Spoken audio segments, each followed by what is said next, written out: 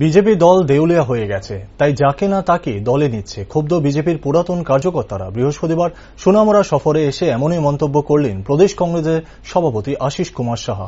উপনির্বাচনের প্রাক মুহূর্তে বক্সনগর এবং ধনপুর বিধানসভায় সাংগঠনিক বৈঠক করলেন আশিস কুমার সাহা। বক্সনগর কেন্দ্রের কুলু বাড়িতে কংগ্রেস কর্মী হাবিল মিয়ার বাড়িতে বৈঠক শেষে সাংবাদিকদের মুখোমুখি হন তিনি। প্রদেশ সভাপতি বলেন, ইন্ডিয়া জোটকে মেনেই উপনির্বাচনে প্রার্থী দেয়নি কংগ্রেস দল। তবে কংগ্রেস কর্মীরা ঘরে বসে নেই, বিজেপিকে রুখতে যা করার তারা তাই করছেন।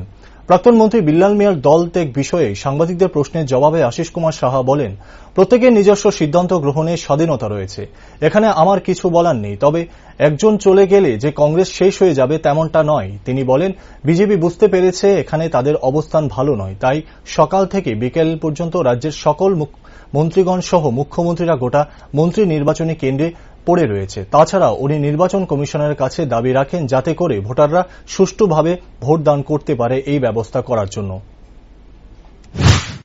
উন্নয়নের কথা বলে এবং তারা উন্নয়ন করেছি বলে দাবি করেই এরা বলছে যে ক্ষমতায় ফিরেছে। ক্ষমতায় কিভাবে ফিরেছে এই রাজ্যের মানুষ জানে। তারা কত ভোট নিয়ে ক্ষমতায় ফিরেছে এটাও মানুষ দেখছে।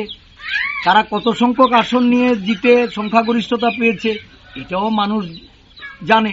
তো স্বাভাবিকভাবেই তাদের এই যে নির্বাচনী যে কায়দায় তারা এখানে প্রচারে নেমেছে এবং দল ভাঙিয়ে নিয়ে যেভাবে তারা নির্বাচন জয়লাভ করতে চাইছে, এতে বোঝা যাচ্ছে আত্মবিশ্বাসের প্রচন্ড অভাব।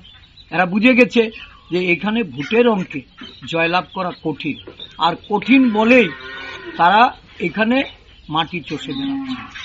আমরা নির্বাচন আধিকারিক আমাদের রাজ্যের সিইওর কাছে দাবি জানাচ্ছি যে অবাধ সুষ্ঠু নির্বাচন সংগঠিত করতে হবে, জনগণকে তার ভোটাধিকার প্রয়োগ করতে দিতে হবে। ভোটাধিকারের মাধ্যমে জয় পরাজয় নিশ্চিত করার জন্য আমরা আবেদন করব।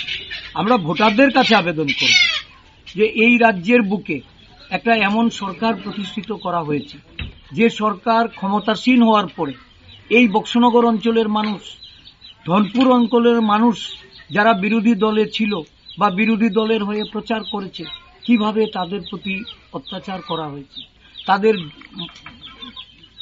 ধন সম্পদ লুট করে নেওয়া হয়েছে।